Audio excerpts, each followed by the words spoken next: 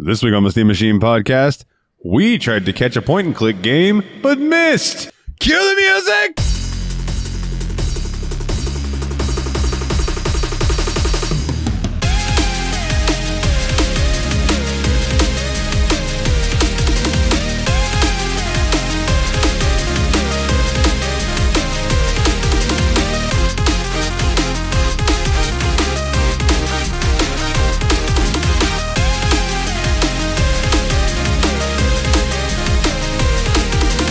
Hey everybody, and welcome back to another episode of the Steam Machine podcast. My name is Dalton, and joining me this week is one half of the Destructo Bros. Yo, what's up? It's Billy and the rest of my gang. How are y'all doing? Dalton, please bring them in. Please bring them in. Willie's already starting with the English. I'm sorry!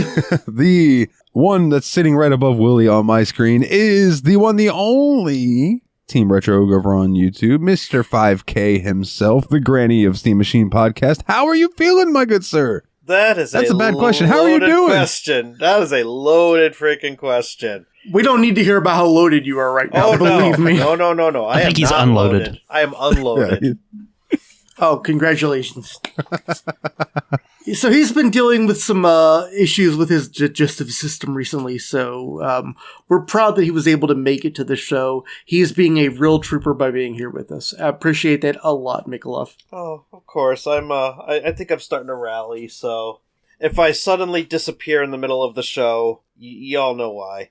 Oh yeah, we'll let everybody know. Oh, Mick just shit himself! Yeah! Mark it on the tally chart! Timestamps and everything. If it makes you feel better, in the Tadpog Discord, if you ever see Grim say, mark it 0 on the chart, or like put a tally on the chart, means he shit his pants. And I laughed at him one day, and he was like, I hope you know that when it happens to you, I won't laugh at you, I will feel bad. Which made me feel really bad. And then like a month later, I got sick, farted, shit my pants, and told him about, and put it in there, and let him know, and he was like, I'm sorry that happened to you. And I said, oh, motherfucker, please make fun of me. Like, please make fun of me, Grim. And he wouldn't do it. And it was, damn it, man. Love you, Grim. Love you.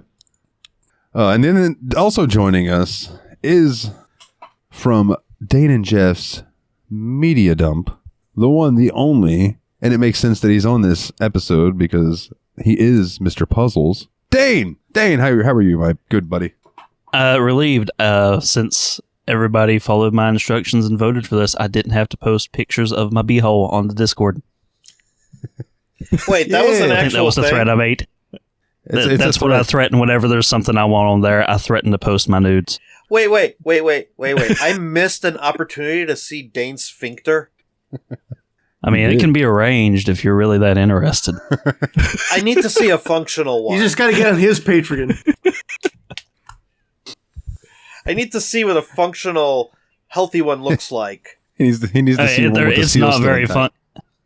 fun. We do the meaty dumps over there. It's wrecked in a totally different direction, man. Wrecked them. Damn near killed him. Hi-yo! Oh, my goodness. Well, Dane, you're the guest. What you been up to, man? What you been playing?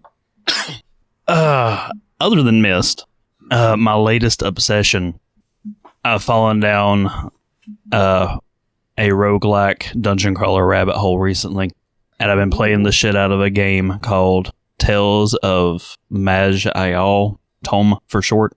You can get it for free. What's up? Never been on my radar, apparently. It's like 13 years old at this point. But yeah, this is showing promise for being a desert island game in my book. Really? Because it is just wrecking my shit. Wow. And you being the Dark Souls boy, I'm sure you're thoroughly enjoying that. Oh, this is one of those roguelike type games in the style of like Dungeon Crawl or Stone Soup or NetHack, where you could play it for your whole life and only get marginally better. Because I'm playing on normal difficulty it's got 3 different modes. You got your permadeath mode, where you got one shot. Adventure mode, which is what I've been playing on. So you get a certain number of undisclosed extra lives. So you can get wrecked and you might get to come back, but you only get an extra life every so many levels that you level up. And then there's Explorer mode, where you just get infinite retries for the quitters, but I don't want to be a quitter. But my dwarf, Puzz McNasty, is he's lived the longest of any of my poor bastards. The little berserker has just been wrecking house, but I think his days are numbered. I'm pretty sure I'm out of extra lives at this point.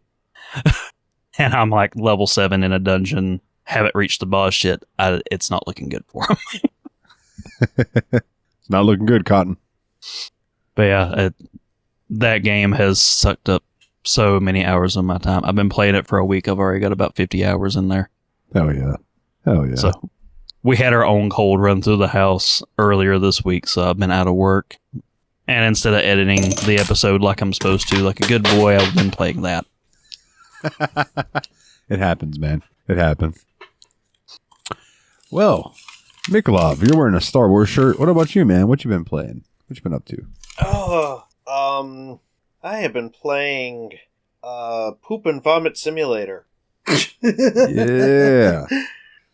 Yo, I heard you got that pro license recently, though, so tell us a little bit more about that. Oh, the pro license lets you have it come out of both ends at the same time. See, and I heard... Really It's ups that like, efficiency. have you ever seen someone step on a packet of Taco Bell hot sauce before? Because that's what his shit looks like right now. I will say that I've heard that now that you have the pro license, that you don't have to race on the amateur laps anymore, that you now have access to pro laps. Yep, I knew that's where you were going with that. And I just let you finish your sentence. Just let them finish. Sometimes Yeah. it's better when you just let them finish. Yeah. It's a butthole joke. No, really? There's at least one person who appreciated that clarification. So no, I am a little bit on the mend.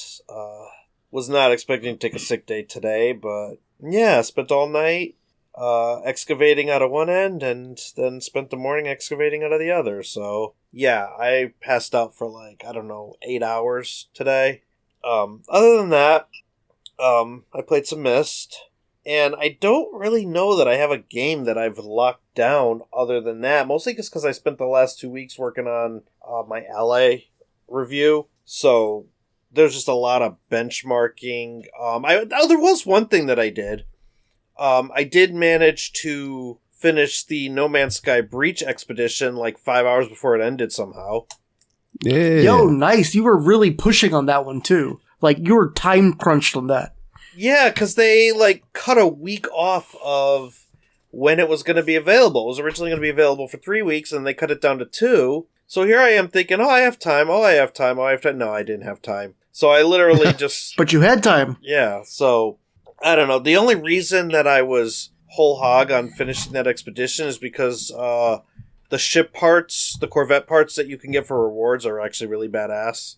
And so I just kind of powered through and did it. And yeah, No Man's Sky expeditions really need to be longer than they should be, because you either need to cheat or you really need to know what you're doing.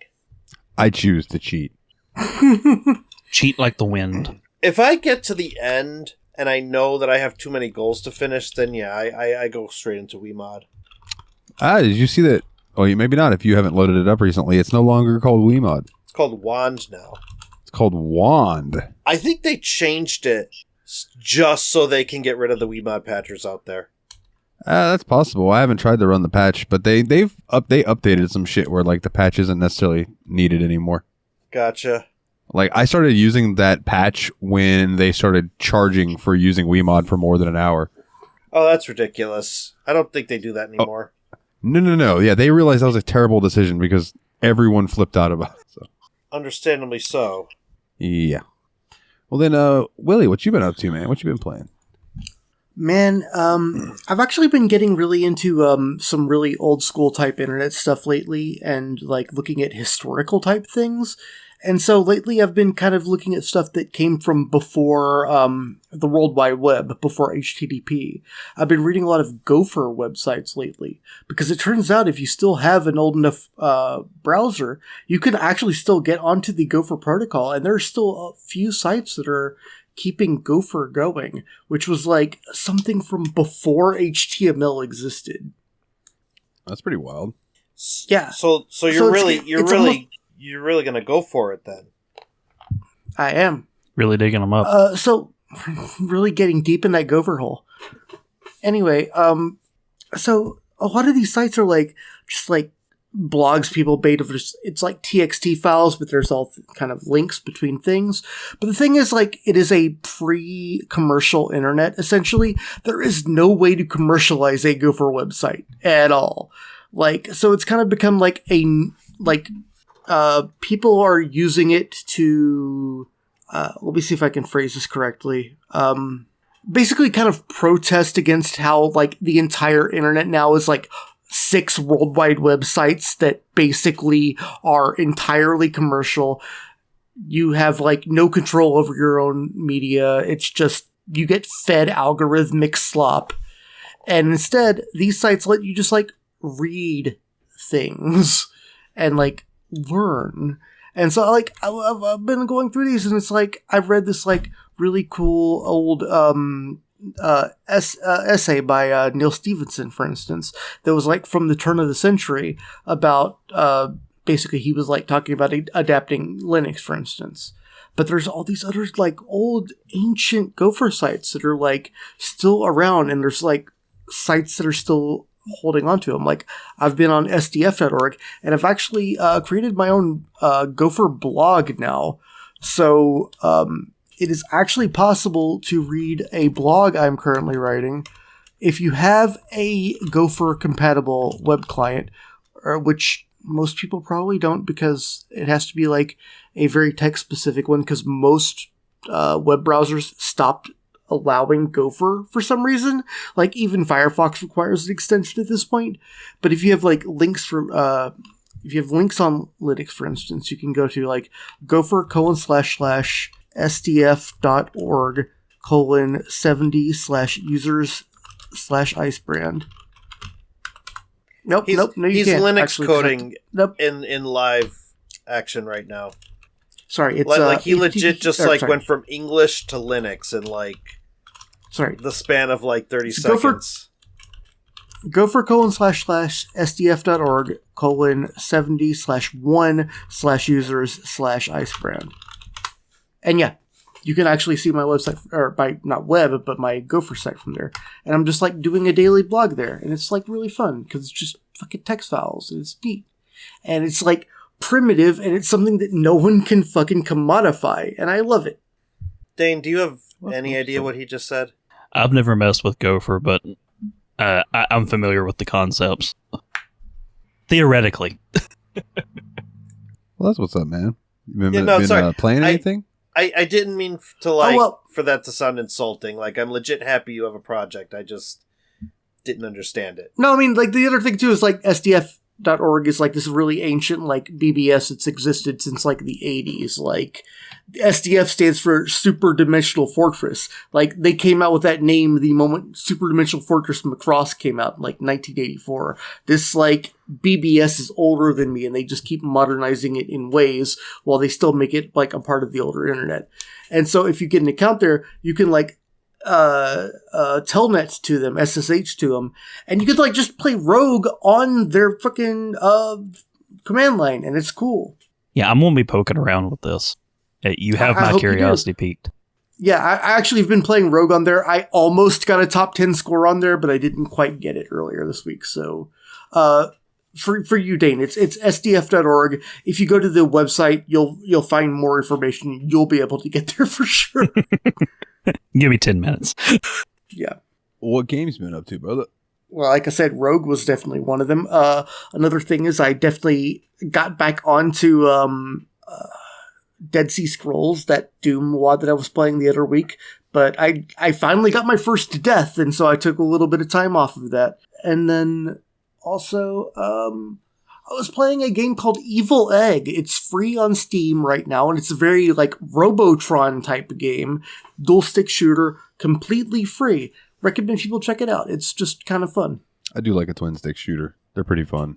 My first big experience with that was on PS4, and it was 2 games. It was Kill All Zombies, and I believe it was called Dead Age, where it was like a zombie game, but you was like, down, camera down, twin stick shooter style. It was pretty cool. Nice. Well, that's what's up, man. I've been playing a little game by a studio called Greenheart Games, who did a little ditty called Game Dev Tycoon, and it's called Tavern Keeper. And damn if this game did not just engross me for the 14 hours I put into it. Like, it's you basically just run a little tavern. Like you get. I went through the story mode of it, and there's little areas where you have your objectives that you have to do, and you get your ingredients and brew your beer or order your beers and run it, all that type of stuff. But man, the humor in this game is top notch. The narrator, really, really funny. I went to the... You sent me a bunch of screenshots of like the newspaper in the game, and it was really cracking my ass up. Dude, the newspapers are fucking hilarious. In the Halfling area, the newspaper is called the Halflington Post. Right? Okay, that's funny. Tremendous. In Slow the Orc clap. area... In the Orc area, it was the New Orc Times. Damn. Like, dude, I was fucking cracking up at the names, dude. And there's shenanigans that happen. Like in the Orc area, I was working with a mad scientist who was having me like store rocket fuel, but then she'd be like, "You can't let it get too hot, or it'll blow your entire tavern up." Okay, thanks, bye. Okay. So then you have to put cooling stuff in there to keep it cool and all that. And everybody, like all of the little people that come in, sometimes they'll have a little book over their head, and you'll get a notification that says storybook available. And you click on it, and then it becomes like a little choose your own adventure thing to go through the conversation with this person. Or it might be like one of them was a thief trying to rob me, but I talked him out of it. And then he was like, if you don't let me rob you, that's going to look bad in the guild coalition, because I'm part of the Thieves Guild and you're part of the Tavern Guild. What happened to the guild loyalty, man? And I was like, get the fuck out of my bar. I was like, get out of here, dude. Why can't we be friends? Why can't... So it was really entertaining. It's in early access. And when I completed the Orc area, it came up and was like, hey, you've completed all that we have so far. Congratulations. We hope you enjoyed it and stick around for more updates. And I was like, I thoroughly enjoyed that, even for the early access. So like I might dive back in and check out the free mode. And there's also like a decoration suite where you can go in and like design like a decorated table and stuff that then you can use in the game and stuff like that. So that's pretty cool. Also been delving into some Skate. But that's neither here nor there. That Tavern Keeper game has actually got me really intrigued. Dude, I don't think it was very expensive either. Let me see. It's normally $29.99, on sale right now for $23.99. Okay. And I believe because I bought it in early access, I got the supporters pack because the supporters pack says NA, but it is in my library. So, but yeah, the art style of it, Willie attributed it to looking kind of RuneScape-ish. Like it's kind of low poly. Like their arms, like they have forearms and hands, but they don't have upper arms. There's just nothing there, which is like Rayman. But okay, I was gonna say that sounds very Rayman-ish. I also was reminded that RuneScape actually had a crossover with chess.com this month. So if you play on chess.com, there are bots based on old school RuneScape characters. Like, so you can play against cool. Bob the Cat, against the Old Wise Man, and against a couple of the Orc generals and things like that. That's what's up. But yeah, Tavern Keeper, it came out November 3rd, so it's been out 10 days, and it's sitting at overwhelmingly positive. So, for an early access game, too. Yeah, I very highly recommend checking it out.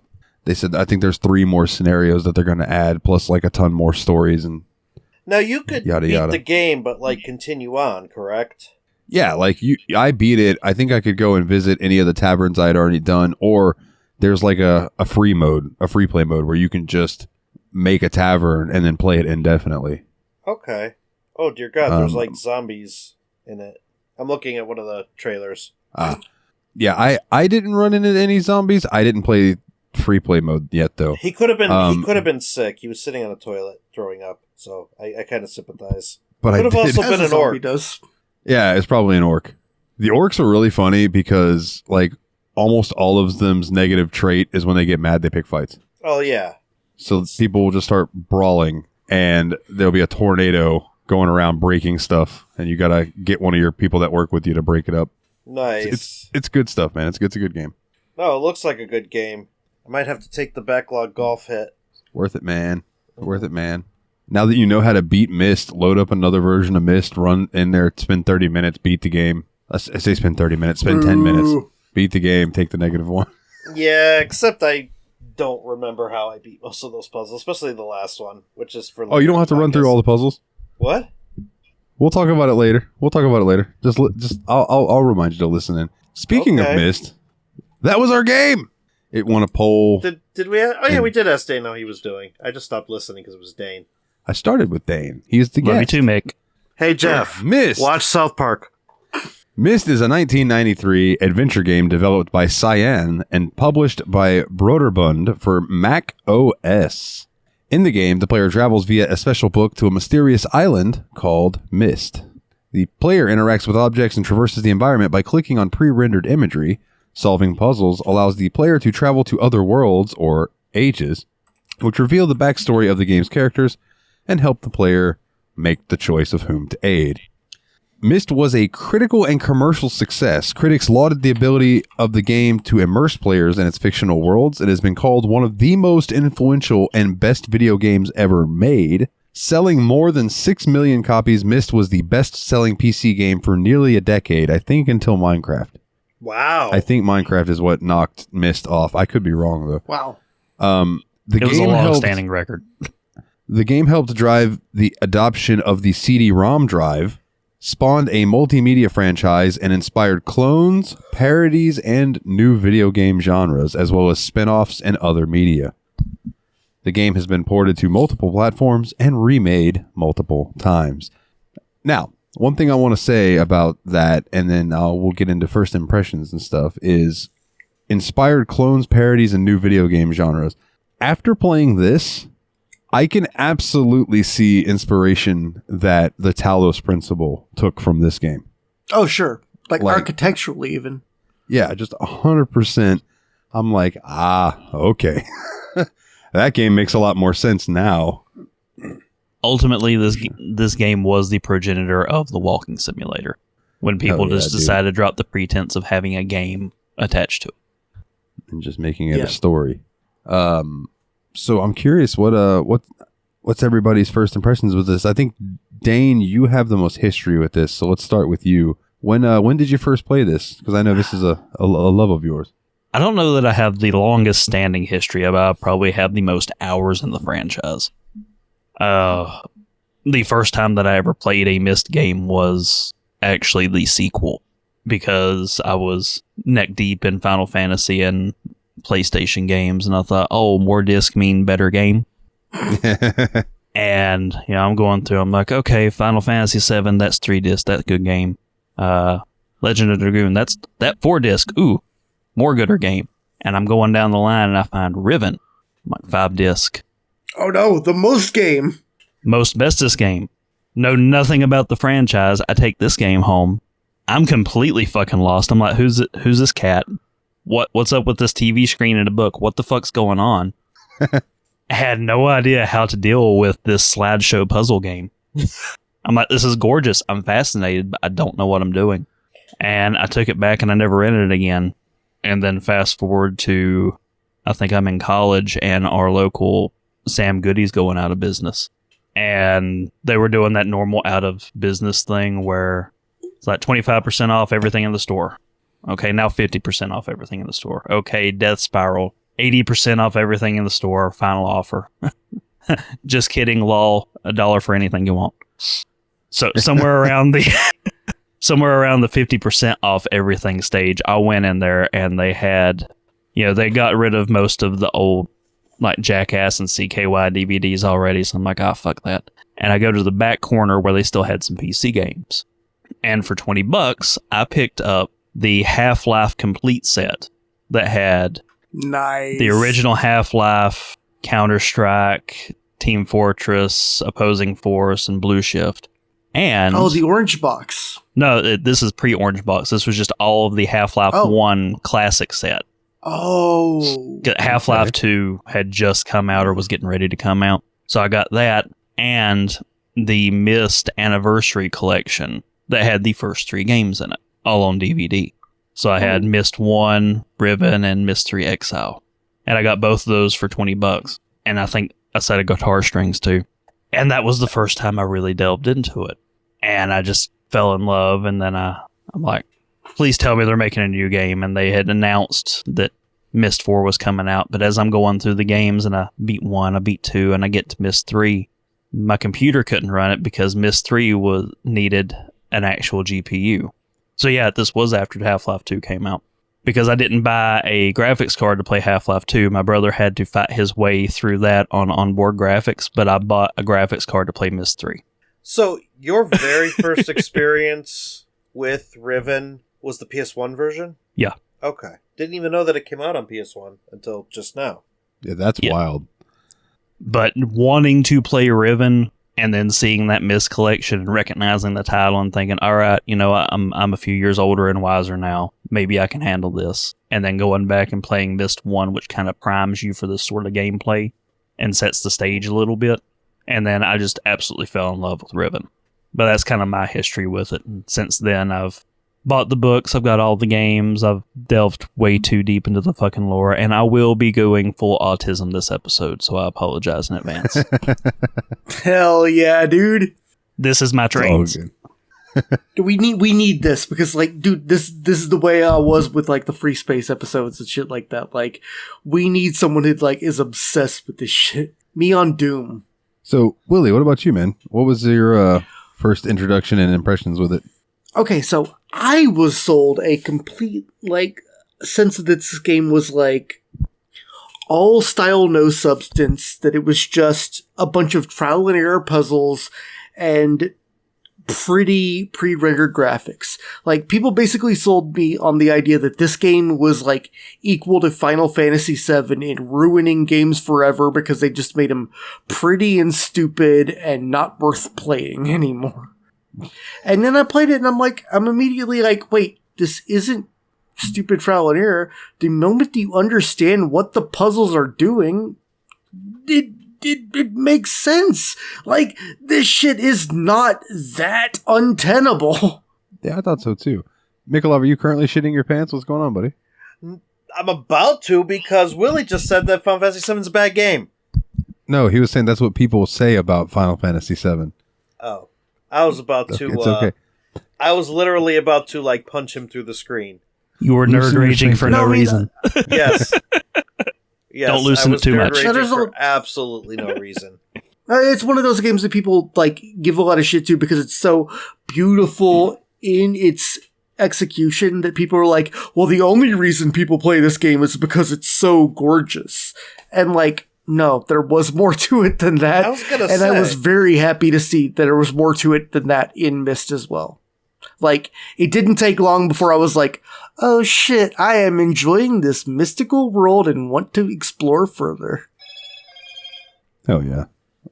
So, Mikolov, how about you, man? What was your introduction and going into it? What'd you think? So, I have no history with this game or this series or this franchise aside from maybe selling a couple of copies at Toys R Us here and there.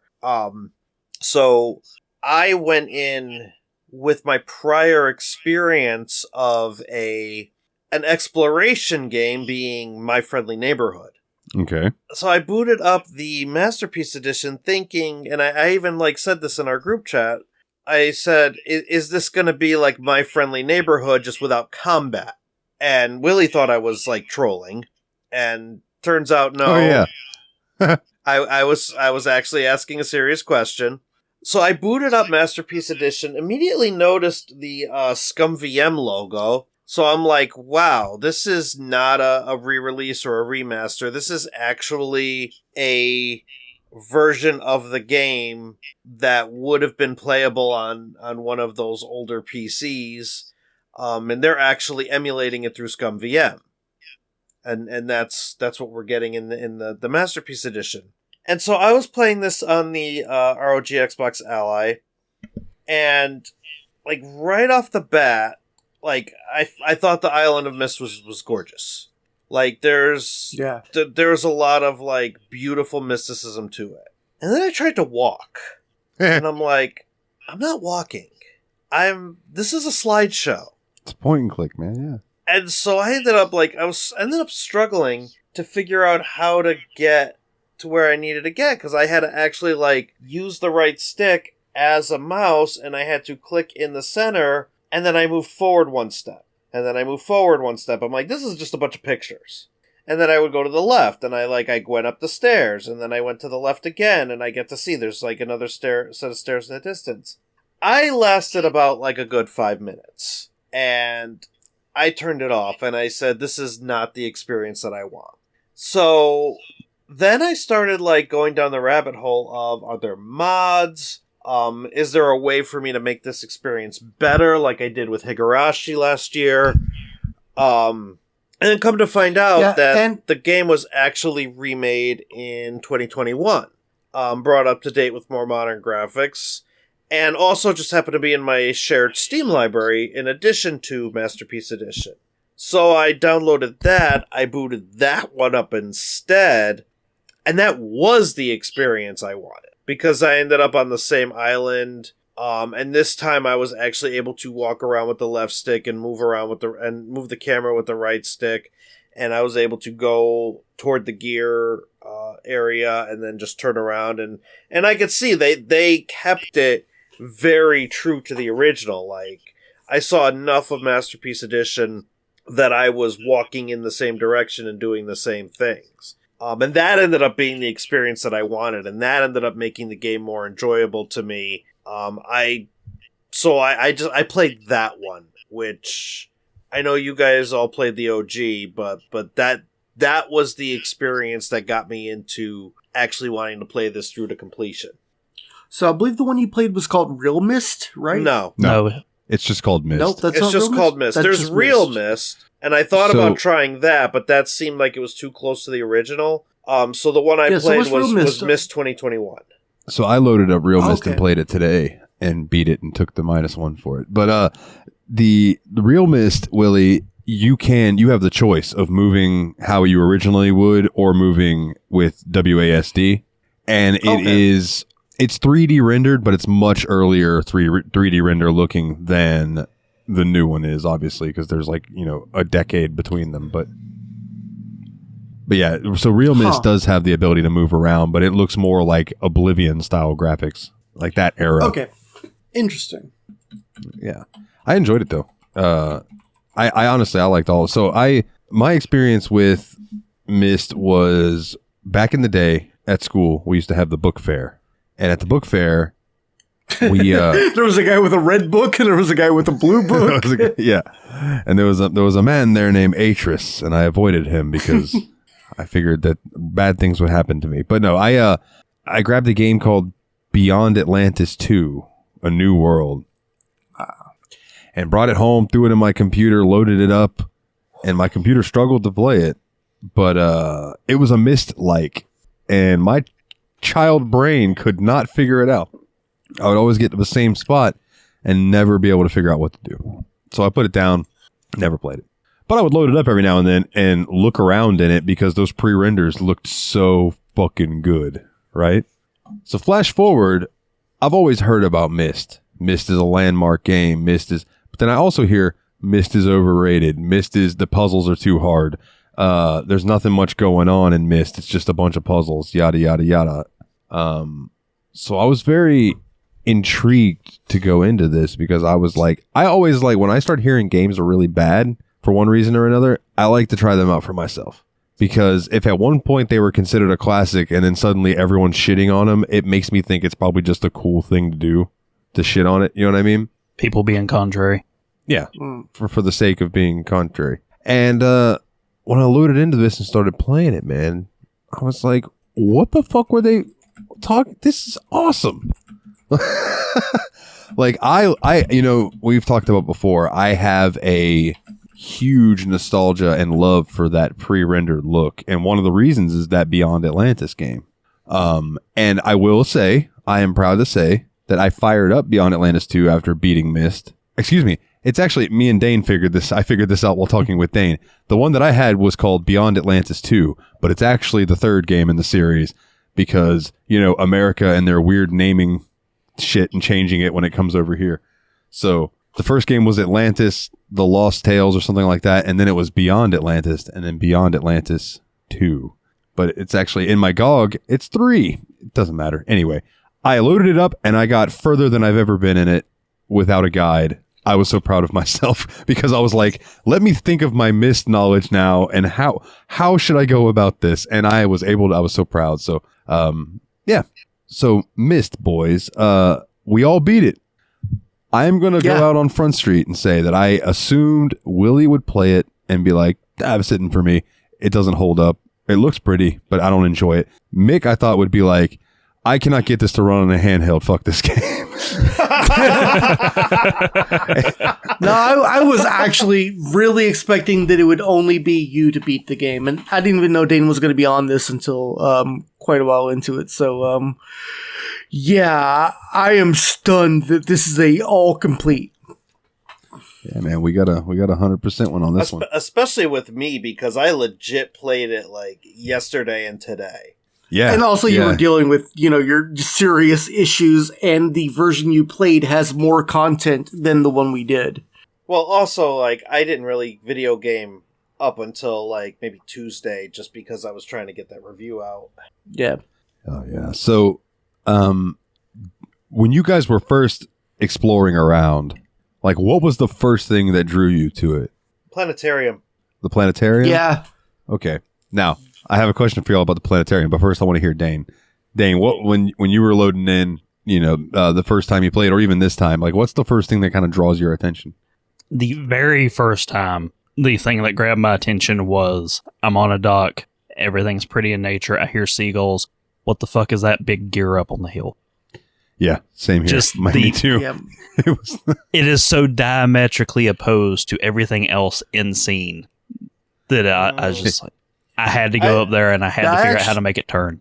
What about the sunken ship? Actually, now that you mentioned that, I think I did run to the gear first, and then I went back, and then I went up, and then I saw the note, and then I was just like, well, what the fuck is that saying? Who's Catherine? Who? So, the planetarium, I don't even want to admit how long it took me to figure out that I needed to turn around and turn the lights off for that fucking to work right. Because I sat in the chair, I pulled the thing down, I messed with the buttons, and I'm like, I don't see shit. That is the most old school adventure game logic in the entire game. Because every time I go in there, I always think back to the Hitchhiker's Guide text adventure game, where it keeps telling you everything's dark until you say open eyes.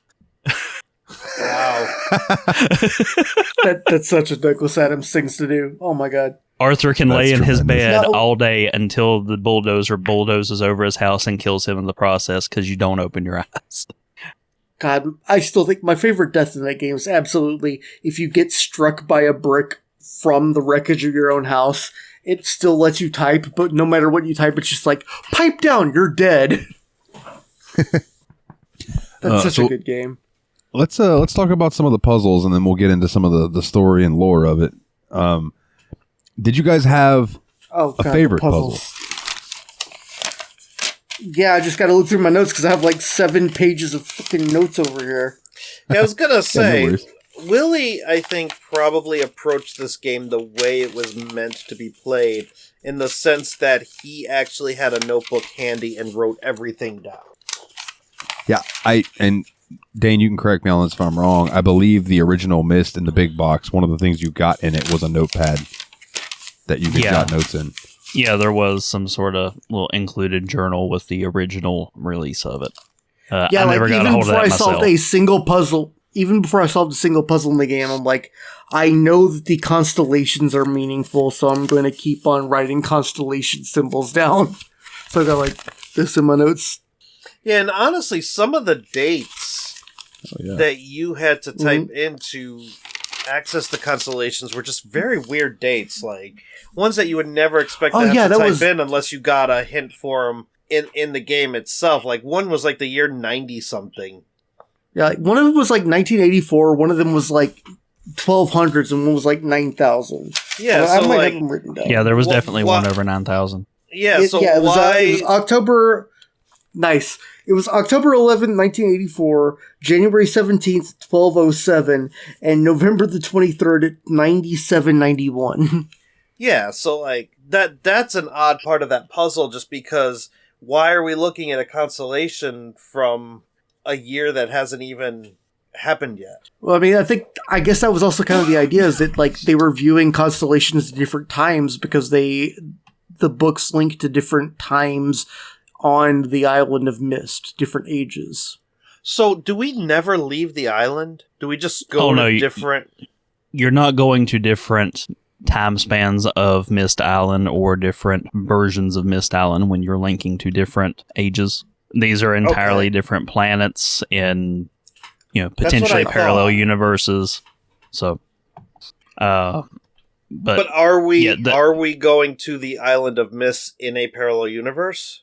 No, they are their own separate things. Okay, because they're all islands. That was one big takeaway that I got. Like, they were all islands, and they were not populated islands.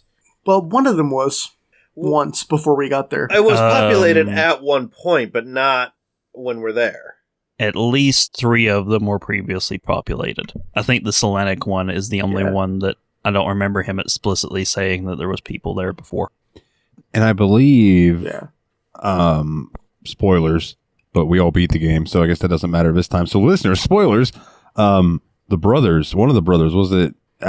They say it was the other one, so I don't really know who to believe as far as that goes. But apparently, one of the brothers went on a rampage and killed a bunch and tried to destroy the ages. Akinar Both of them complained that they destroyed all but 4 of the ages.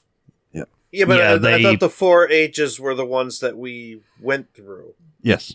Yeah, they just they said that the other one killed all but 4 of them, but then it's like, which one do you buy actually? But by and large, Akinar was driven by violence and Cirrus by greed. Yeah, and I feel like that's like really clear. Like even in the decorations, like when you go into their bedrooms in each age, and you see like bones and shit and almost nothing else in Akinar's rooms compared to riches and like velvet tapestries and shit in Cirrus's room. Like, yeah, I remember it really does actually convey that. Willie, you sent a message to the group chat where you were like, their bedroom, basically you said their bedrooms give you weird vibes every time you go in them. Yeah. And yeah, they are very, very strange. So one question that we were talking about before the show, is who are you as the player character, and why do you end up on the island of Myst to begin with? There is a canon answer. You are you. Okay. And you, in ostensibly our world, stumble upon the Myst linking book and get sucked into Myst. That makes sense. Okay. The way that book winds up. That was the vibe I got. The vibe I got was you're in Myst, you are locked onto Myst, but then, I'm sorry, the end doesn't, you know what? Fucking. The weird thing is, at the end of the game, you're back on Earth when you're in Dunny. What? Yeah. So that's where things get kind of fucky with the lore. So wait, but when you go to Dunny, that's at the very end of the game. Yeah, I thought you were just in like a... Yeah. It's like the big catacomb maze. But Dunny is on Earth. It's underground on Earth. Oh, wow. Okay. So... Okay, I didn't know that. Okay, so... They came from another age and kind of did an exodus, writing a linking book to Earth, and they kind of set up shop underground. And a woman, Atris's grandmother, stumbles upon them on accident, gets introduced into their civilization, and marries his grandfather, also named Atris. They have a son named Gen, and when Gen's about 8, somebody makes a political power play, releases a plague, and destroys the entire civilization. Save for Anna and Gen, who Atris stays behind to nobly sacrifice himself to get those 2 out. And then when Gen is a older teenager, he goes off exploring ages and learning how to write, comes back with his wife, who is pregnant and dying. She gives birth, dies, and he abandons his son, Atris, who we meet in the game, for her to raise, and then disappears for like 10 or 12 years until he comes back, claims the boy, and then teaches him how to ride ages. That's Great fucking father wild. figure. This game by itself generates more questions than answers. I almost think by design. Yeah, absolutely. Like, it is very evocative all the way. If the only games that you have to go on to get the story, you can get the general gist of what's going on from the first 2 games, but you really do have to read the books to understand the full history of Dunny. And I know that Adam's got to be sitting somewhere listening to this in the future, snickering because Dunny means bathroom in Australia. It does. Dunny totally means bathroom in Australia. That's why which they I spelled learned it. from an episode of Bluey. I think I yeah, I learned mean, I'm it sure that from people Wild get a good Thornberrys. crack whenever a fucking Guns N' Roses shows up and Slash appears, and it just means piss. We'll go slashing the Dunny. Yeah, I think that's why they ended up spelling it the way that they did, the D''Ni, where it looks more like Denis, because they found out that Even in the end credits, it's spelled as Dunny. that's what they originally were going to call it them, as just Dunny, and then they were I think like, they that found means out and what- retconned it. Yeah. Interesting. So, again, did anybody have a favorite puzzle? I guess I can start. I really enjoyed Channelwood, like the entire age of it. I liked that I was having to listen to the water to tell which direction it was going properly, figuring out which elevator took me to where, and then exploring up in the upper areas, though I did get lost a handful of times. I do feel like Channelwood really like integrated the entire world together really well. Like the moment you realized what the roaring water sound meant, like you suddenly were able to solve the puzzle in an interesting way. Yeah. Yeah, it's the best integrated, and we talked about this a little bit before we started. It's the most diegetic puzzle in the entire game. See, for me, my favorite puzzle is in one of the most frustrating parts of the entire game, and it's in the Selenic Age. And it's not the final puzzle. It's the sound-based one. So you start by having to go around and you click a bunch of buttons, and those buttons correspond to different sounds. And then you have to then go into a little bit of an underground. You come out on the other end, and you find a kind of like a telescope type thing where you now have to find those sounds in the telescope. So you're kind of stopping, you're looking around, because you could see, at least in my version of the game, you could see everything that you lit up. So it's just a matter of you like matching the sounds to their locations. And then you click a button once you've done that, and it plays them in a specific order. Then you have to go to another building, and you have to put the sounds in that order, and that opens up your way out. And that was my favorite, I think, of all the puzzles, because it took me the most amount of time, but it also, for whatever reason, was the most interesting to me. Satisfying, gratifying. Satisfying, yeah. I liked that it was a I really sound-based liked- puzzle. Thinking I back, really liked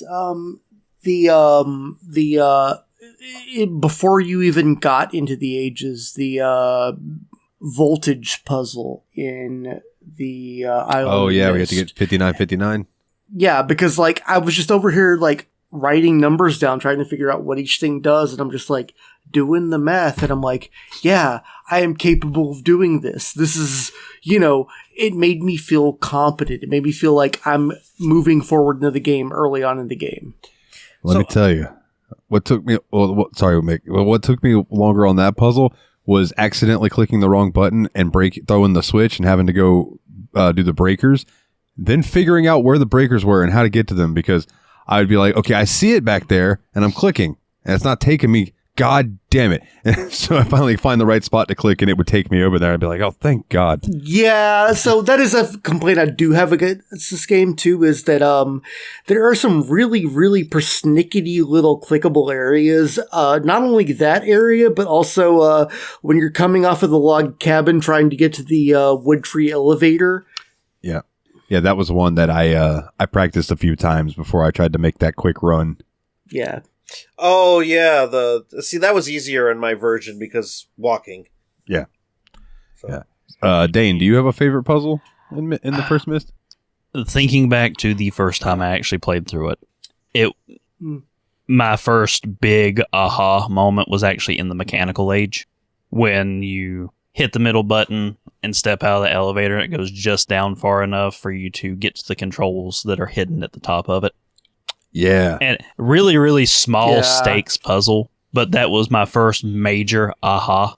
Next to the fact that, to get into the mechanical age to begin with, instead of trying to figure out how to math by pulling these levers to line the numbers up in the clock tower, you pull it down and hold it because the middle one will keep spinning. That one felt a little bullshitty. Oh, hold it down. Yeah, actually, come to think of it, holding it down was like one of the craziest puzzles in the game. Because, like, there's no reason to expect to do that. But when I just held it down for a moment, I'm like, oh, shit. Because, like, I realized the math wouldn't work otherwise, right? Yeah.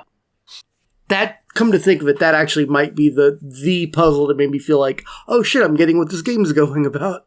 So I remember doing that one, and when I figured it out, it pissed me off. But getting to the top of the elevator to the little hidden controls, which that puzzle in itself gives you the sound effects to map to north, south, east, and west to aid in the tunnel in the Selenic age if you do mechanical first. Dude, I figured that might be the case also, but I forgot the sounds between those two because I did mechanical first and Selenic last. Well, it also will help reinforce it whenever you're doing those tunnels in Selenic because, early on, you're super limited on which ways you can actually go. So it's forcing you to say, all right, this sound is definitely north. So I actually rewrote them all down and I had stupid little names for them. What did I write?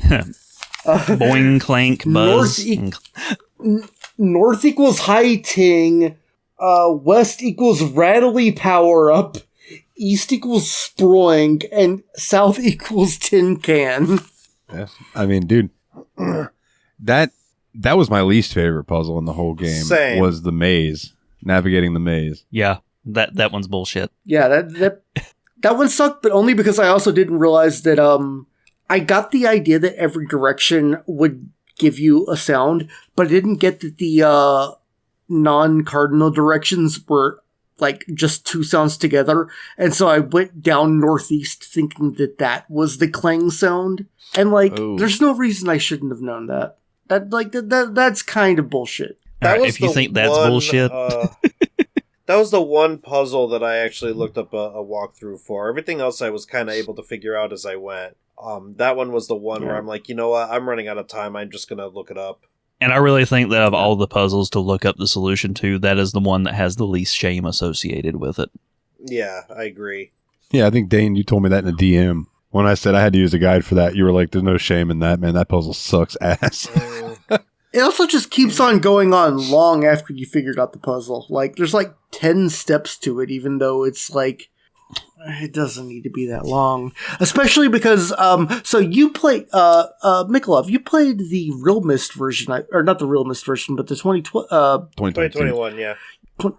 So you could pick up both of the pages at once and leave the area. When we played it, we had to actually pick one page. We could either take the red or the blue page out. We had to go back in and resolve those puzzles for the other page. Yeah, I can't imagine what that would have been like. That's well, you have two hands, and they're pages. Just hold them in one. And I assume you have pockets. Yeah, there's that too. It's like we've played Slender. We've played Slender the 8 pages. That dude's a fucking phoebe, and he can handle 4 times more pages than that. Well, Atris had a fucking paperclip somewhere.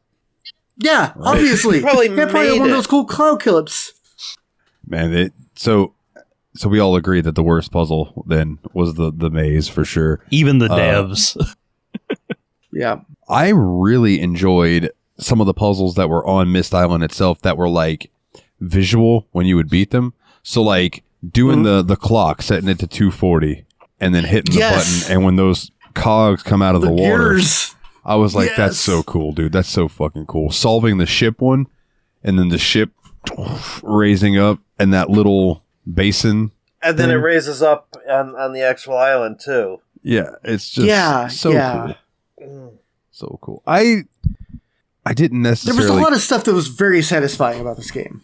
Yes, that I agree with. I didn't necessarily like the keyboard puzzle. That was probably my second least favorite puzzle. I would have thought that you would have liked that one because you're a lot more musically I would have liked it more if I me. did. I wrote it down a little bit wrong. I wrote the octave names down like when I was looking at the book in the beginning of the game, and then that was the last one I went to too. So I'm like, I no longer remember what octave I've written down. So this means if you turn subtitles on in the version that I played, when you actually hit a note, it actually tells you the letter of the note in the subtitles.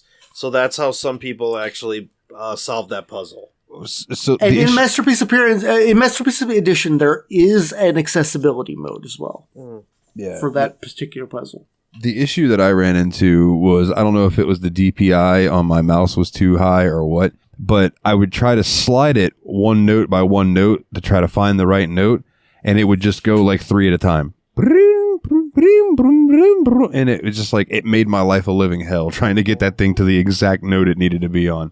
Yeah, that is a little finicky. That's one of those cases of I wish they had like arrow support to just click on it and tap, tap, tap, tap. Yeah. See, and I was using a controller, so it was L and R for me. So I was able to do that tick, tick, tick, tick that you needed. Yeah, see, that's way easier. I don't think we've touched on this yet. I mean, we kind of have, but like, as soon as I loaded in and started walking around, I was immediately entranced by the look of this game. Like, the entire aesthetic of this game is just absolutely incredible. There's a mystery to it. Like, there's a mystery in the architecture. I think there's also a mystery in, like, you know, you could see a beautifully rendered library, and then, you know, on the second floor of that library, everything is just metal and mechanical looking. Yeah, and there's something liminal about it too. Yeah, which adds to the intrigue. It's such a dreamy space. It feels real, but it feels real in a dream. You know what I mean? Well, I mean, you've got this library with this very Roman architecture. Or maybe it's the planetarium that has the Roman columns. I forget which one. Right next door to a spaceship and a literal tree elevator behind you. Insane. Yeah. Yeah, it's all very like the juxtaposition is crazy, and it makes it feel so. It's dream logic because it's not real world logic, but it's still like it feels like something you'd run into in a dream, and I really it's almost alien in a way. Yeah, because you're exploring these alien worlds, but they're still really habitable areas. Like, and I don't know, it's fucking fascinating. What fucked with me was when I first went into Channelwood, and I was like, oh my God, I've been here before. But like, not in the actual sense that I have been, in Channelwood, but I live in Florida. You know how many swamp walkways I've gone down that are wooden, that are over water, just like the way that is? I'm like, dude, this is so fucking wild that I feel this weird sense of nostalgia for this, and I've never played this before. And the last thing I can remember feeling that way was Trails in the Sky. Was like I had a weird nostalgia for that game that I shouldn't have because I had never played it. Channelwood was an interesting location too, because every other location was just very industrial in nature, and that one was very natural. Like even the technology was pulleys and irrigation, like water systems, and there was a little bit of metal in it, but it was just really the pipes that were metal. Everything else was just very generally wood, and it just kind of gave me the idea of wherever they went, whenever they visited these ages, they built structures to live in based on what they had. They didn't bring anything with them. They used whatever was in that age, whatever tools or materials to create their livable situation while they were exploring that age. I think in the journals, the mechanical age is the one where they imported the most stuff from outside to build those constructions. I think that was the way it was described. Yeah. So you're saying they did the mechanical age? They were actually. I'm sorry, Willie. I think in the mechanical age, they were actually dealing with a pirate influx of some sort. Yeah, there was a group that had come and destroyed the settlements that were on the islands in question. And they were building the fortress to protect for when they returned because they had said they would. God, Which that was my favorite of all the journals.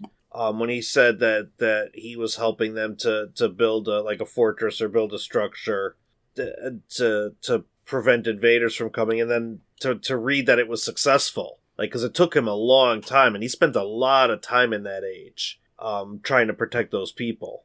And the subtle storytelling, when he describes the mechanical age in the book, he talks about how it's perpetually cloudy and how the inhabitants say that as long as their enemies exist, they will never have a clear sky. And then you go to the mechanical age, no one's there and the sky is bright blue. Yeah. So it lets you know, okay, something's happened here. If you're taking that at face value. Yeah. Something went down. And like little shit like that, I think is part of what makes this game great. Little details. There's a ton of lore. It's like Dark Soulsy lore too, where it's like you can just play the game without even knowing it, but if you look into it, it makes it a lot more pleasurable. Yeah, there's a lot to infer, and if you dig deeper, a lot to find. It's just so cool. Yeah, whereas in like a game like Skyrim, I don't typically read all of the books that I come across, but every time I found he only reads the Lusty Argonian Maiden. As I was saying, these I felt the need to like read every single page. Yeah. Yeah. And speaking of pages, I guess we should touch on a little bit about like what we're doing in the game. So you start off and you're kind of meandering around, and eventually you will find your way into the library, where on your left there is a red book and on your right there is a blue book.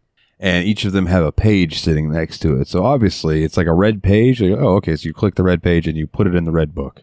And you open the book and there's this little screen that starts playing an FMV, or in Mikolov's case, a 3D render of a character. But in the FMV, the character is just very, very you can barely understand what he's saying. And he's like, highly distorted, dealing with a lot of analog static. Yeah, bring me another red page. Basically is what the gist of it you get. And then you do the same thing with the blue book, and you get a dude who seems a bit more off of his rocker, who says bring more blue pages. And for most of the game, that's what you're instructed to do, is to bring more pages, and the more pages you bring the books, the more clear the transmission becomes. And then it kind of, you get to the point where you've solved the ages, and both of them infer that you need to gather the final page. And in order to do that, you had to find 2 torn pieces of paper in 2 different ages, which Willie said he wrote down to make sure he knew what it said. And you use that to figure out where the final pages are. And the brothers tell you that there's another book, but don't dare touch it. Yeah, there you go. He goes, don't dare touch that book because it'll trap you and you'll be trapped forever. But by that point in the game, I believe that you're supposed to doubt. They're sus. You're supposed to think that they're both sus. And you touch the page and you open it up, and it's the book that Atris is in. And he tells you, don't come here yet. Go and find the final page. And that is where that original note comes in. Right? No, that's where the note comes in that's torn. Yeah, the torn notes tell you where to find Atris's page. But if you find that early, you can get the page, but until you have got enough into the red or blue book for Cirrus or Akinar to tell you how to get into the fireplace and access, you don't know what to do with it. That's right. Like, you could kind of figure out based on one of the books, and then if you go into the fireplace early, you could kind of figure out, like, there's something going on with that. But that book is so involved. There's like 300 possible solutions. So I never found that book until they told me it existed. Until the brothers told me it existed. Oh, I flipped through because I had a picture mode, and apparently I could take up to 150 pictures. I was just like, I'm going to need this. So I just start like flipping the book and shooting pictures and I'm like, wait a minute. I'm not going to need all of this. I really thought there were only 4 like books in the fireplace. But yeah, the solution to flip around the fireplace is page 158, which is ingrained in my memory. What fun fact, when I finally did the fireplace puzzle and I brought up the book for Atris talking. He started to talk, and Lily was right here next to me, whining like she needed to go outside. Yeah. So I said, okay, and I backed out of the book without listening to Atris. And I said, I'll come back later and I'll click on it, and it'll play the video again. Nope. So I leave, and I take Lily outside, and I come back in here, and I sit down, and I click the book, and I open it up, and Atris says, oh, it's you. You've got the page. Come in. So since he said, you've got the page, I'm like, oh, okay, I must want to. So I click it and I go in there and he's like, what have you done? You don't have the page? Well, welcome to Dunny. You and I are going to be here together for a long time. And then he goes back to writing. And then you're just in that room. That's the end of the game. Yeah. And I was like, motherfucker. So I tried to like reload.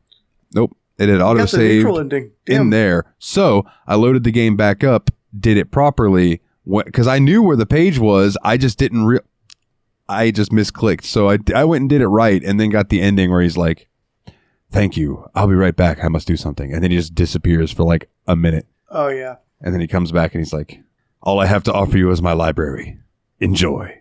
Oh, and I'm dealing with a much bigger foe. I'll probably call upon you to help me someday. So that's it. Willie, sorry, Dane, real quick. Willie writes the chat and he goes, that's the end, really? Yeah. It's like, yeah, that's it. So out of curiosity, did anyone take the final page to Cirrus or Akinar just to see what would happen? I figured that both of them would be fucking traitors. Yeah, and there's a lot of hints that neither of them are to be trusted. Can't trust either. Yeah. Well, I didn't do it myself, but I did watch. But please explain to them what it is, because I think it's pretty funny. So they are both trap books, because the way that the books and ages work, you have the actual book itself, which describes the age, but then you take a smaller book, and when you travel to the age, you take that with you, and then you write down a passage of a specific area, which will link back to that spot. So you describe the area that you want this linking book to go to, and then you link back to where you came from, and now you have a smaller book that will take you to the place. The red and blue books are these linking books that are separate from the actual proper ages themselves, but he has gone through and removed very particular passages in it to set a trap, so that whenever you link, you get caught in the space between this world and the next one, in this liminal void. And when you return all the pages, if you link to it, whoever's in there gets pushed back out, and you take their spot. Okay. So whenever you do that, you get their evil villain monologue of, haha, thank you so much. Too bad you're trapped now. Enjoy the vacuum of nothing for all eternity, and then start ripping pages out. I was going to say, and as they rip the pages out, it starts getting more and more staticky, like it was before you started adding pages in. So it's definitely implied that they fucking murdered you. Well, not really murder, but they do doom you to being stuck in that book forever, yes. Well, you're in a place where, space and time doesn't really exist, so you're just empty void for all eternity. Presumably, you wouldn't die. Cool, even better. Great, love it. But yeah, man. Anything else about this that jumps out to you guys before we kind of do our wrap-up thoughts? Fun game, 6 hours. Yeah, it's not a super long game, that's for sure. I think back in the day, it would have been a lot longer than 6 hours, because you would have wasted more time running around trying to solve the puzzles. Oh, not only that, dog, waiting for the CD drive to load. That too. Yeah. Which in and of itself, just going into the dev history of it, the fact that they were having to aim for the lowest common denominator with that, single speed CD drives, having to lay out this massive slideshow so that it could reliably sync to the next slide and then go back to playing music before the buffer runs out and you get a music track chop, and keep everything loading within less than 2 seconds. That was their goal. If you hit 2 seconds, anyone's going to assume that it's frozen. Yeah, in Masterpiece Edition, in one of the options is that you could basically emulate the CD load times if you wanted to. I did not. I enjoyed being able to speedily click around places, but that was an option. So this leaves me really wanting to check out more games in this style. Like the sequels to Myst, I think would be really fun, especially with the, learning more lore about them. The Atlantis games, I really want to check those out. Quern, Abduction, any of the Myst likes, I'm like now fascinated by. And I'm like, because ever since we did Talos Principle, I'm like, I really do like a puzzle game. Yep. And especially if it's a puzzle game with some really cool story and lore in it. That right up my alley. Well, Riven would be an amazing and frustrating next step. Because you know how I talked about Channelwood being completely diegetic. Riven is made up of 5 separate islands that are all interconnected. So on that CD-ROM version, every CD is one individual island. So you had to keep taking the discs out and putting them in whenever you needed an island jump? Yes. Oh.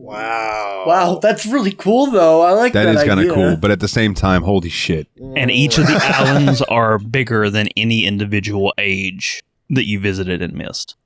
Yeah, because I do feel like the ages in Myst were way smaller than you would expect, to be honest. Like, I really thought this game was going to be a lot larger than it is. Yeah, but that's also, like, in comparison between time periods.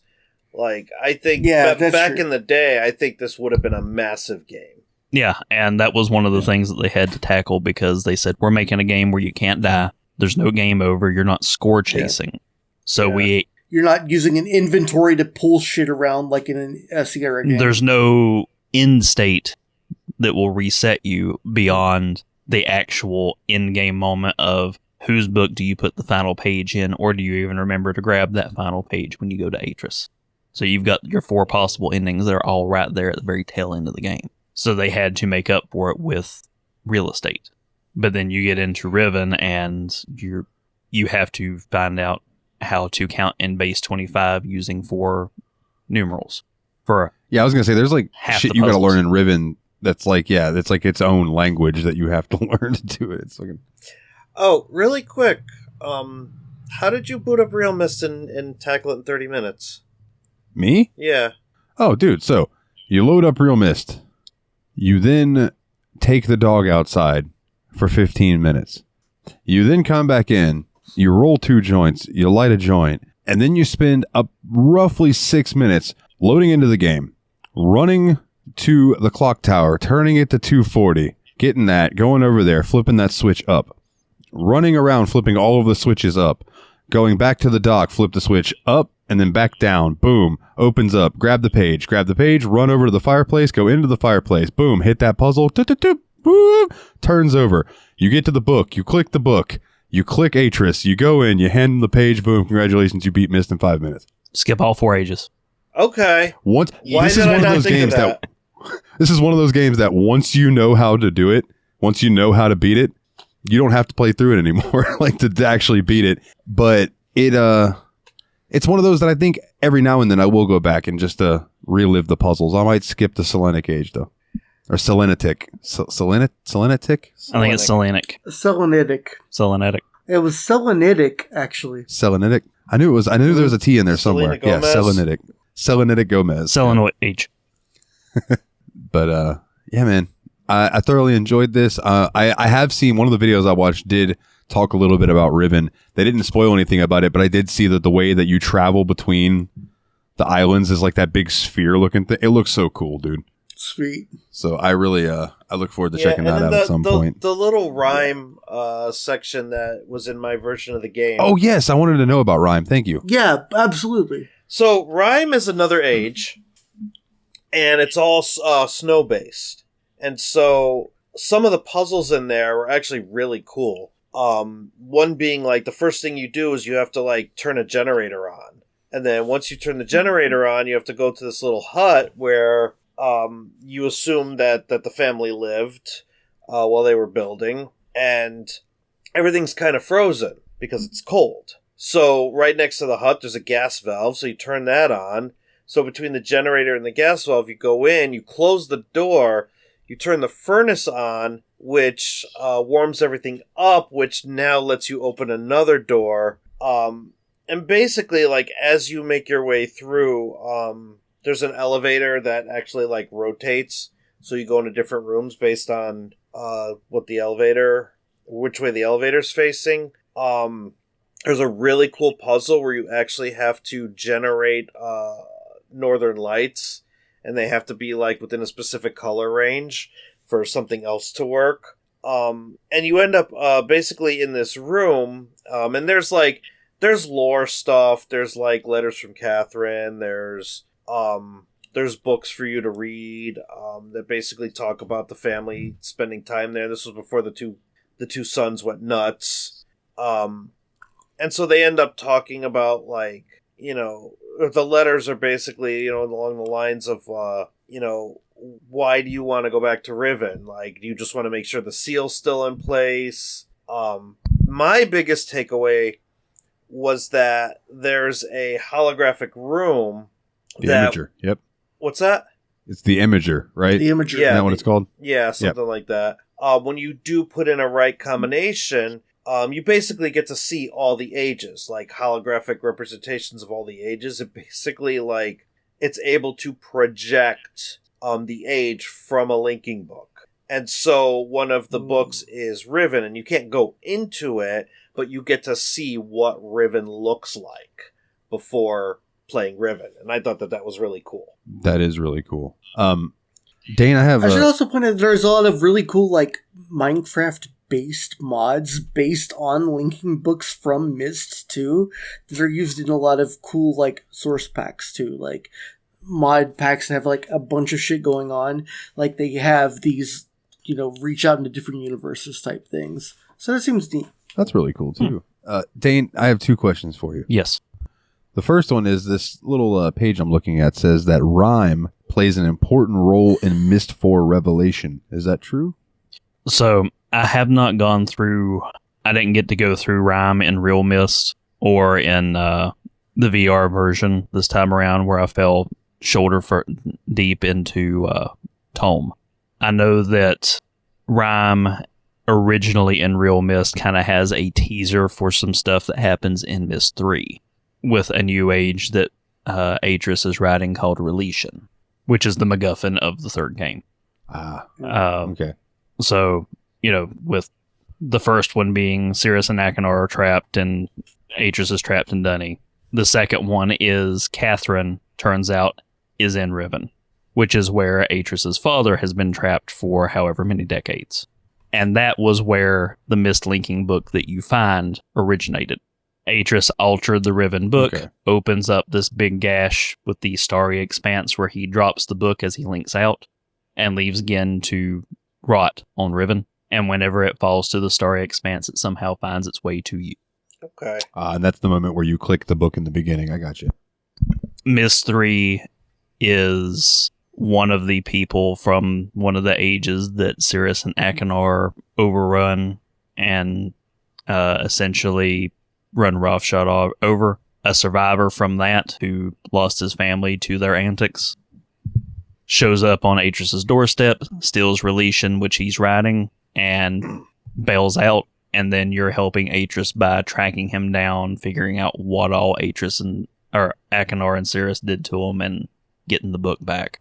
Myst 4 is finding out what happened to Cirrus and Achenar. Have they been what's the word? Eliminated? Liquidated? Have they repented in their time in the prison ages?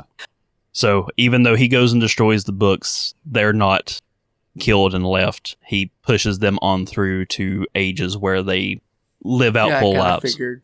And I'm not entirely positive what the 5th one is because I never got around to actually finishing it. So. The video that I watched, I kept seeing scenes of Atris, and I'm assuming it was Catherine. But they looked like they were on like a Star Wars desert planet, and Atris was dressed like a Jedi. That's Riven. That's in Riven? Yep. Okay. So yeah, he must have just been talking about Riven for that section. But I was so I'm like, is this a scene from episode 1? What the fuck is this? My only other question for you, man, before we get into ratings is, I know you have a lot of lore knowledge about this. Is there any other cool lore you know about any of the ages that we played in that we haven't touched on? Pretty much all the things besides just the existence of Myst Island are isolated to this game. You don't really find anything else out about Channelwood or the Mechanical Age or any of those in the other books. The books basically cover Atris's youth with his father, learning how to write the books, and about the fallen civilization of Dunny. Okay. The second book is how Anna, his grandmother on Earth, stumbled into and watched the collapse of that civilization. And then the third book happens, I think, between Riven and Exile. As he's going to, discovering these old ages that had been written before and traveling to them to see, do these worlds still exist? Or have they kind of died out? Did anyone escape from Dunny into those ages when the plague took everything out? I'm going to have to price those books. God damn it. They're worth it. My mom, who has never played any of the Myst games, loves the books just on their own. They stand out on their own. And apparently they wanted to do about 12 different books and only actually did 3.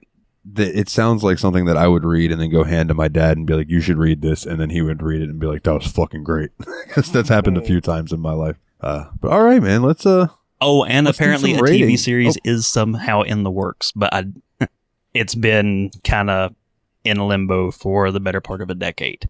So they've been trying to get it off, and they've not actually pulled it off yet. I could see how that would be cool, but I could also hope that it doesn't suck. Not retelling anything that's already been done, just expanding on the world. Oh, okay. That's a little better. That's a little better. Let's do some ratings, man. Make love.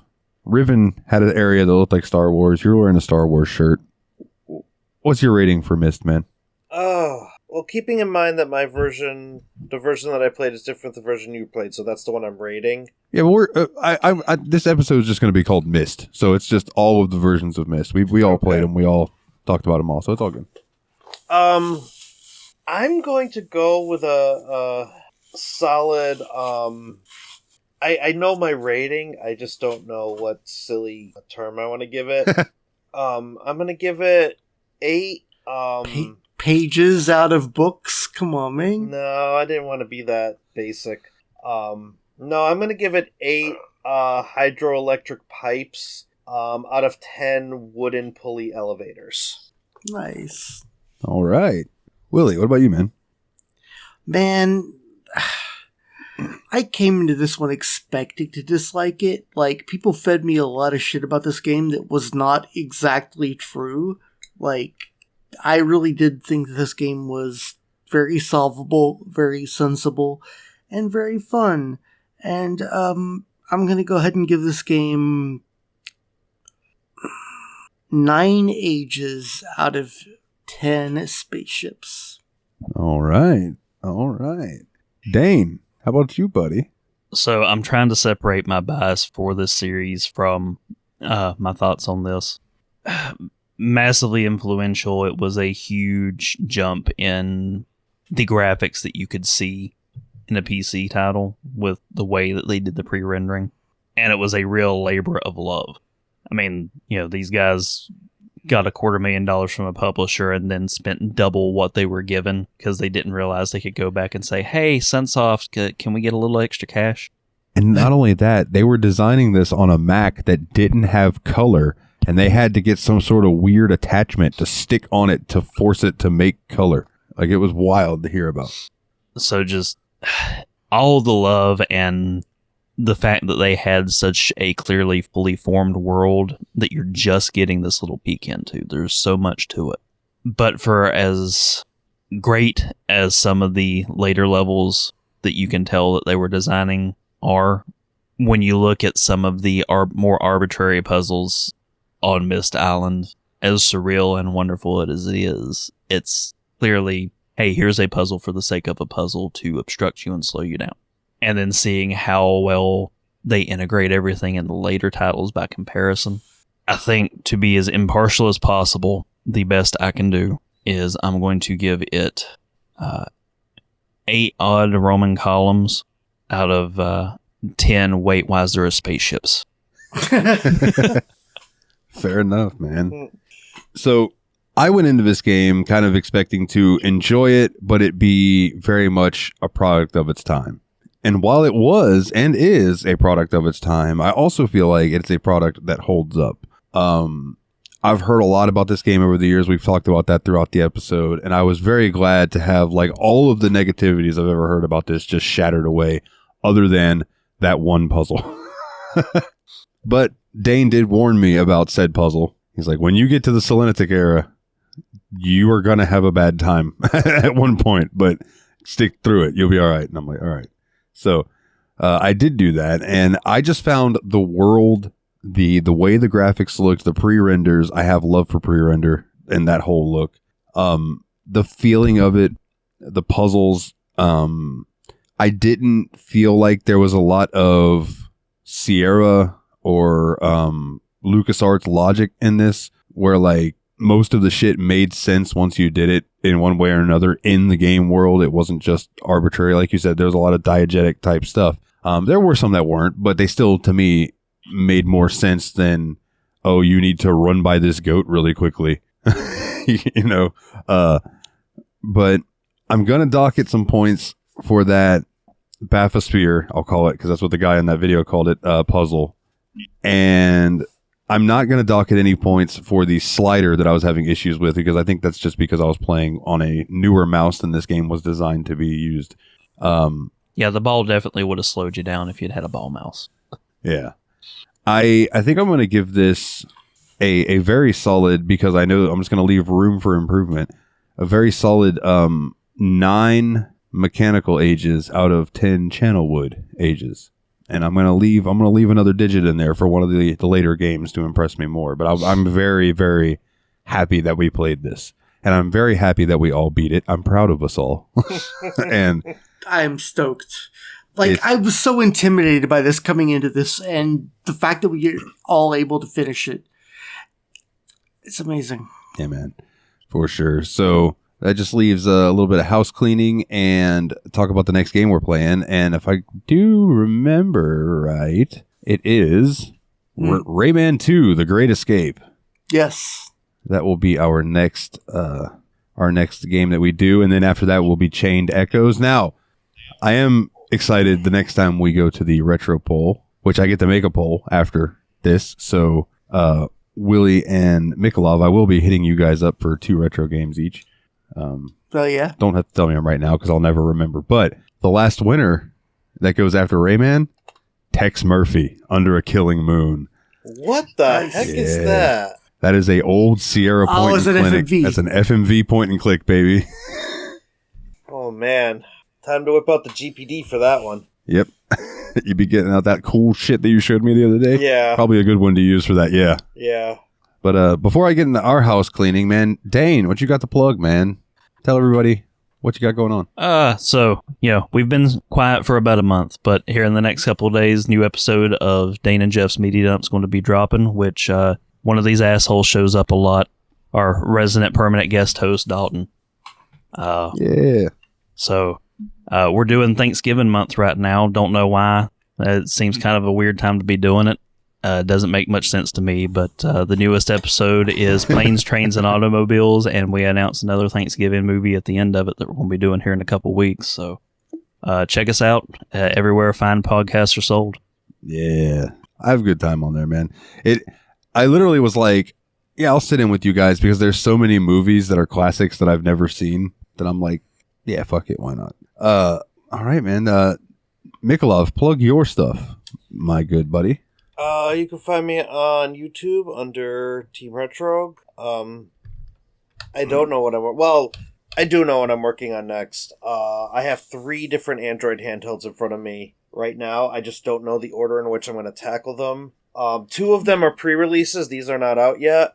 One of them's been out for a while, and I actually am getting to review it because one of my community members, Sanico, he actually mailed it to me and said, I have this handheld. I really want to hear your thoughts on it. I'm just going to let you borrow it so you could do a video. And I thought that was really, really cool of him. That is cool. Probably the first time I've actually ever had a request for a video where the requestee has actually sent it to me. So that's actually really cool.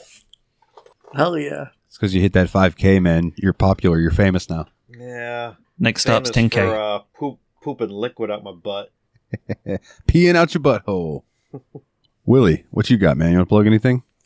Again, I wanted to plug SDF. That's sdf.org. They're the people that I'm using their space to do Gopher on. So really interested in their shit. Just trying to get back into that ancient type of internet, that pre-web, that HTTP or HTTP, that pre-HTML type shit before it was all just links and fucking injected ads. It's worth looking at. Hell yeah.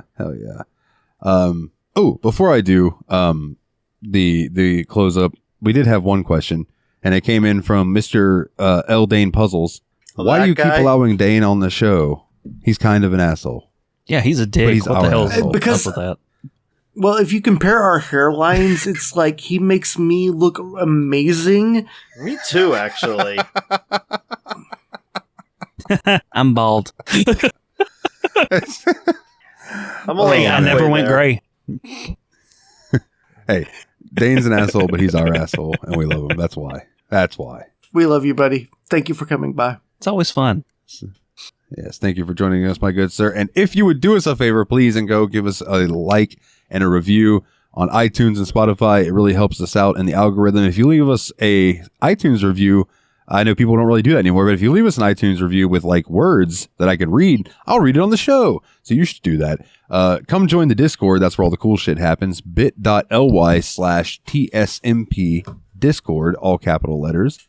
We'll get you an invite in. You can join in on the shenanigans and vote on the polls. Check out the website, bit.ly/The Steam Machine Podcast, capitalized phonetically. You want to donate to the show and help me keep the lights on around here? It means a lot. Patreon.com/The Steam Machine Podcast. $1 more a month gets you the episodes early and the banter in the beginning just for the patrons. And $10 or more a month gets you that, plus your name read on each and every episode like these wonderful people. Nature Cogsworth, 7th of Juniper Jeff, the original expendable Mr. Syllables, Old Jeffy Lube, also He's a Duck, the RPG Wolverine, Logan Jareed, Eraser Adam, shout out to his podcast, Spectre Approved, Team Retro, check him out over on YouTube, Mr. Puzzles, Dane himself, and Flying Brian, Dorian Gray. I love you all. Thank you very, very much for your support. Shout out to the JRPG Report. Shout out to Grumpy Jeff's Pro Wrestling Power Hour. It'll come back eventually. Shout out to Dane and Jeff's Media Dump. Shout out to Team Retro on YouTube. We love you all. We'll be back in 2 weeks to talk about Rayman 2 Electric Boogaloo. Until then, everybody, take it easy.